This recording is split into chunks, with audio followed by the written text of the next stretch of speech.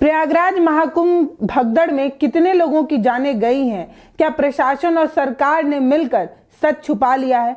क्या प्रशासन और सरकार ने अपनी छवि बचाए रखने के लिए लोगों की लाशों को गंगा में बहा दिया? अब ये वो बड़ा सवाल है जिस सवाल का जवाब उन्होंने दे दिया है जो उस मौके पर मौजूद थे, जो जश्मदीद थे। एक महिला ने उस कहानी को बताते हुए बताया कि वो कितना भयानक और बर्बर स्थिति थी जब वो जिंदा थी लेकिन बेहोश पड़ी हुई थी। जब उनकी नींद खुलती है तो यूपी पुलिस के एक सिपाही ये कहते हैं कि मर गई है, गंगा में बहा दो। क्या ये वो सच है जिस सच को छुपाने के लिए प्रशासन और सरकार हर संभव कोशिश करती रही? ढूंढने वाले अभी भी अपने परिजनों को ढूंढ रहे हैं और जो उस दिन से लापता हुए वो आज भी नहीं मिल पाए। तो क्या सच में प्रशासन और सरकार ने जानबूझकर लोगों को गंगा में बहाकर आंकड़े जो है वो कम कर लिए? अब ये बड़ा सवाल है। बीबीसी की एक रिपोर्ट में एक खबर सामने आई है जिसमें एक महिला ये बताती हैं कि कैसे भगदड़ में वो फंस गई थी और फंसने के बाद वो कैसे बेहोश हो गई थी। बेहोश होने के बाद जब उनकी नींद खुली तो उन्हें सिर्फ एक आवाज सुनाई दी जिसमें यूपी पुलिस के जवान ये कह रहे थे कि ये मर गई है, इसे गंगा में बहा दो। तो बड़ा सवाल है कि क्या एक ही महिला को गंगा में बहाया गया या और भी संख्या बहुत ज्यादा थी? संजोग से ये जिंदा लौट गई तो ये चीज सामने आ गई, नहीं तो ये दब गई होती जो दबाने के प्रयास में सरकार लगी रही।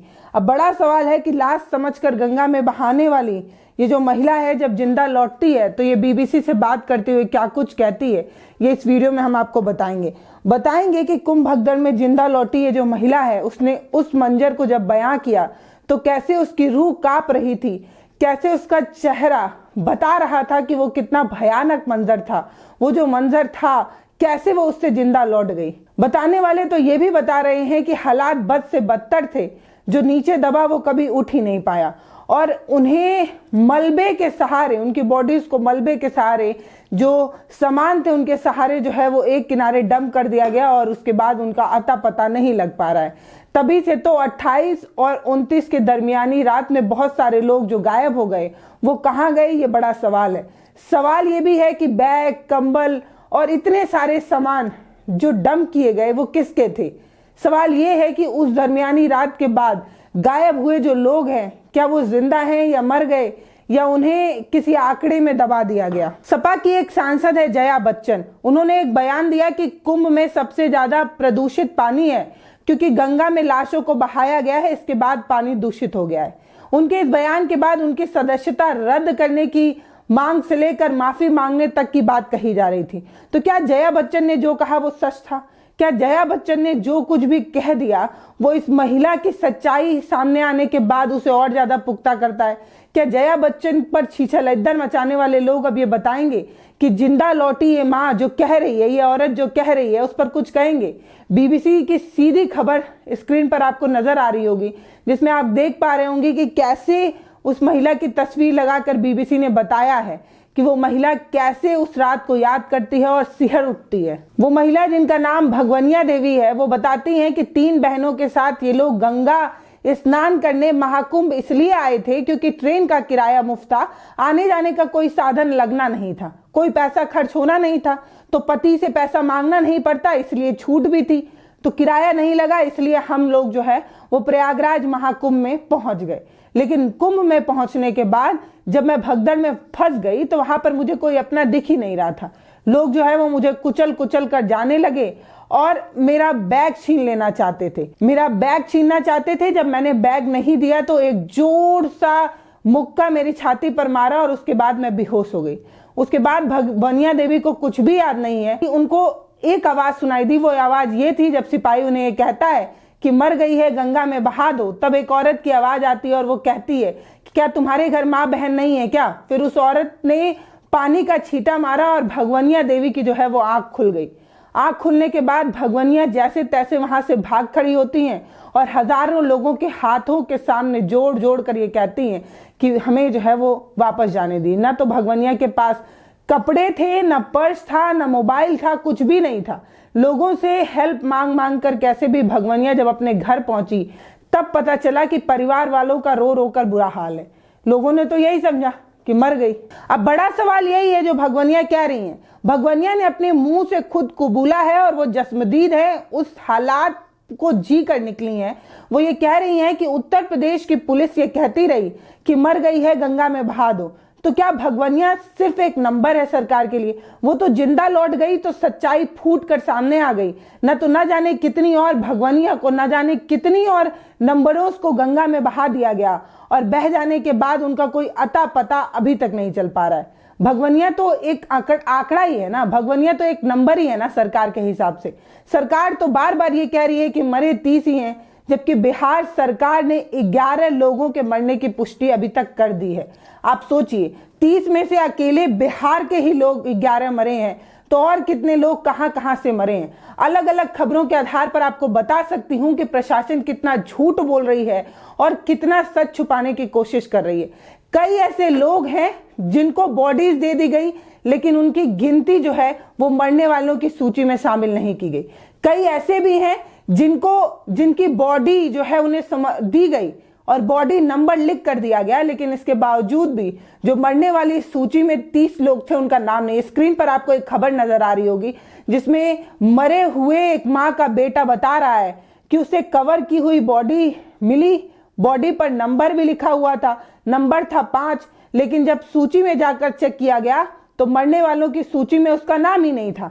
ये वो छल है जो सरकार छल रही थी उनके साथ जिनके अपने खो गए हैं, जिनके अपने मर गए हैं। खोने वालों की तो बात ही नहीं, खोने वालों को तो सरकार गिन ही नहीं रही कि वो कहां गए।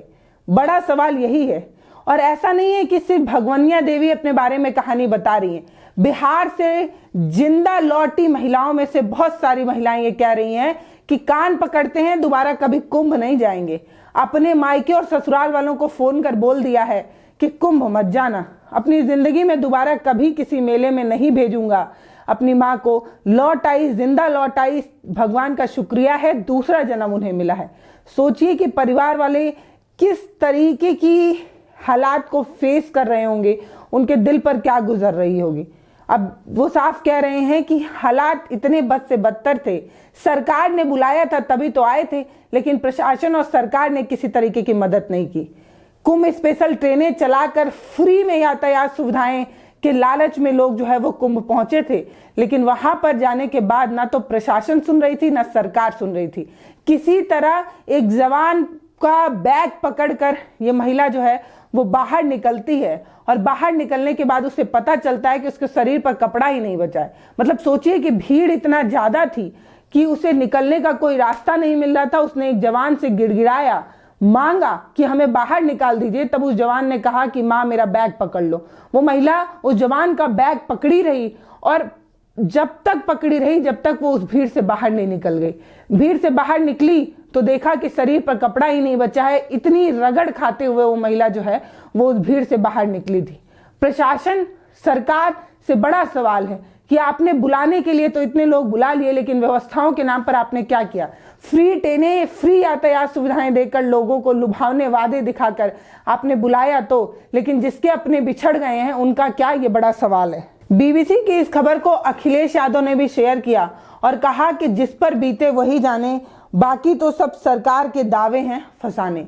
ये लिखते हुए अखिलेश यादव जो है बीबीसी की इस खबर को जो है वो पोस्ट करते हैं। इस खबर में डिटेल में दिया हुआ है कि जो 11 लोग बिहार सरकार के आंकड़े के अनुसार मरे हैं, उनमें से गोपालगंज के 4 हैं, औरंगाबाद के 2 हैं, पटना, मुजफ्फरपुर, सुपौल, बांका, पश्चिम चंपारण, इनके एक लोग जो है वो कुंभ के मेले में अपनी जान गंवा चुके हैं। इनमें से बहुत सारी महिलाएं यही बता रही हैं कि कैसे आना जाना फ्री था, इसलिए कोई दबाव नहीं था, ना तो पति से पैसा मांगना था, इस सब चीज की छूट थी, इसलिए जो है वो निकल आए। कुंभ में भगदड़ के बाद सरकार से सवाल पूछते हुए विपक्ष तो आपको नजर आ रहा होगा। वो जिनके अपने नहीं मिल रहे हैं वो भी गिड़गिड़ा रहे हैं, चिल्ला रहे हैं, घिघिया रहे हैं, सरकार से पूछ रहे हैं कि हमारे अपने कहाँ गए, लेकिन इसका जवाब सरकार नहीं दे रही। सरकार ने सिर्फ एक बार कहा मरे तो 30 है, मतलब 30 है। इसके बाद आपके अपने मिले ना मिले, आप ढूंढते रहे, ये आपकी प्रॉब्लम है। मतलब सोच कर देखिए कि संसद में मोदी जी बोलते हैं, लेकिन उनके पास 1 मिनट का भी समय नहीं होता कि महाकुंभ भगदड़ में जो लोग मर गए हैं, जिनके परिजन अभी भी अपने आप को ढूंढ रहे हैं, उनको ढांढस बना दे। कम से कम इतना ही बोल दें कि जिनके परिजन नहीं मिल रहे हैं, जिनके अपने नहीं मिल रहे हैं, वो सब रखे। हमारी जो पुलिस है, हमारी यूपी सरकार की जो पुलिस है, वो आपके अपनों को जरूर ढूंढ देगी। इस तरीके की कोई बात नहीं करते हैं, 1 मिनट तक नहीं निकालते हैं। पूरा भाषण भी सदन में देने के बाद वो फिर से उसी जगह पर जाकर गंगा स्नान भी करते हैं। उसकी तस्वीरें भी जो है वो सोशल मीडिया पर वायरल होती है। और बड़ा सवाल यही है कि प्रशासन, सरकार वीवीआईपी सुविधाएं तो कर रही थी, लेकिन आम लोगों के लिए जो सुविधाएं थी वो कितनी अच्छी थी, कितनी बेहतर थी, उसकी बानगी तो अलग अलग खबरों से आ ही रही है। जो महिलाएं वहां से मौत के मुंह से निकल कर आ रही हैं, वो बता रही हैं कि हालत इतने बद से बदतर थे कि किसी को बचा नहीं पाए। बगल में ही सास थी, वो गिरी और उनके ऊपर इतने लोग गिर गए कि उन्हें निकाल नहीं पाई। इस तरीके की कहानी बताते हुए जो लोग हैं उनके आंख से आंसू गिर रहा है और वो पछतावा बस इस बात का कर रहे हैं कि आखिर क्यों जो है वो कुंभ चले गए, आखिर क्यों जो है वो स्वर्ग की चाहत में, अमृत के लालच में अपनों को खो दिए। बाकी आप क्या सोचते हैं वो आप हमें जरूर बताइएगा। और ये भी बताइएगा कि इतने ढेर सारे कैमरे, 2700 से अधिक कैमरे, पूरा कुंभ को एआई बताया जा रहा था, हर जगह सीसीटीवी कैमरे से लैस बताया जा रहा था। वो सीसीटीवी कैमरे लागू करके पब्लिक डोमेन में डाल के क्यों नहीं बता रहे कि लोग जो कल से नहीं मिल रहे, जिनके अपने उस रात से नहीं मिल रहे, वो अपने मिल सकते हैं अगर वो सीसीटीवी फुटेज जो है वो पब्लिक डोमेन में डाला जाए। हकीकत तो ये है कि अगर वो पब्लिक डोमेन में आ जाता है वो सीसीटीवी फुटेज, तो सच्चाई सामने आ जाएगी। जो कुछ वहां पर हुआ था, मौत का तांडव मचा था, वो सब सामने आ जाएगा। इसलिए सरकार जो है वो सच सामने लाने नहीं देना चाहती। ना तो वो सीसीटीवी कैमरा लाएगी, ना तो वो सच बताएगी। बाकी आप अपनों को ढूंढते रहिए, ढूंढ ढूंढ कर परेशान होते रहिए, सरकार सच नहीं बताएगी। बाकी आपसे कहना इतना ही है कि अगर आप भी अपनों को ढूंढ रहे हैं तो संतोष रखिए, आपको अपने जरूर मिलेंगे। इस आस में अपने आप को हिम्मत दीजिए, ताकत बनाइए अपनी। और कहना सिर्फ इतना है कि सरकार को भी जल्द से जल्द जिनके अपने खो गए हैं उनके ढूंढने में हर संभव जो है वो प्रयास करना चाहिए। वीडियो पर आपकी जो भी राय हो वो कमेंट सेक्शन में लिखकर हमें जरूर बताइएगा। नमस्ते, मैं पल्लवी हूँ, आप भारत एक नई सोच देख रहे हैं। वीडियोस को शेयर कर, चैनल को सब्सक्राइब कर हमारा मनोबल बढ़ाइए। बहुत धन्यवाद।